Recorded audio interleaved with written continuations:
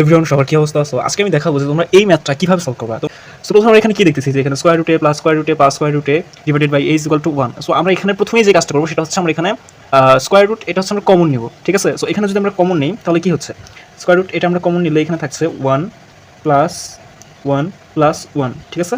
And then নিচে যা আছে আমরা তাই লিখে দিব। তারপরে আমরা এখানে এগুলো যোগ করে দিব, ঠিক আছে? যোগ করে দিব স্কয়ার রুট এ ইন্টু এটা যেহেতু কমন নিয়েছি যেহেতু এটা ইন্টু আকারে থাকবে, যোগ করলে এখানে হয় 3, নিচে থাকবে a is equal to 1। And এখন আমরা যে কাজটা পাবো সেটা হচ্ছে এটাকে ভাঙলে আমরা কি পাবো, এটাকে ভাঙলে আমরা পাবো হচ্ছে দুইটা স্কয়ার রুট পাবো, যেমন square root A into square root A is equal to A. এটা কিন্তু আমরা সবাই জানি, ঠিক আছে? এটা আমরা সবাই জানি। সো এখন আমরা এই এটার জায়গায় আমরা দুইটা স্কয়ার রুট এ লিখবো, ঠিক আছে? লিখে is equal to 1। And then আমরা এখানে কাটাকাটি যাই, কিন্তু কাটাকাটি করে দিলাম। তারপর কি হচ্ছে, square root A is equal to 3, এটাই হচ্ছে। সো এখন আমরা এটাকে বর্গ করে দিব, যেহেতু স্কয়ার রুট আছে, সো রুটটাকে সরার জন্য আমাকে এটা বর্গ করতে হবে। সো এখানে আমি দুইটা থেকে স্কয়ার দিয়ে দিলাম। স্কয়ার দিয়ে দিলে এই বর্গটা এটা কাটাকাটি হয়ে যাবে, তাহলে থাকবে a is equal two 9, is equal two 9, এটাই হচ্ছে অ্যান্সার। সো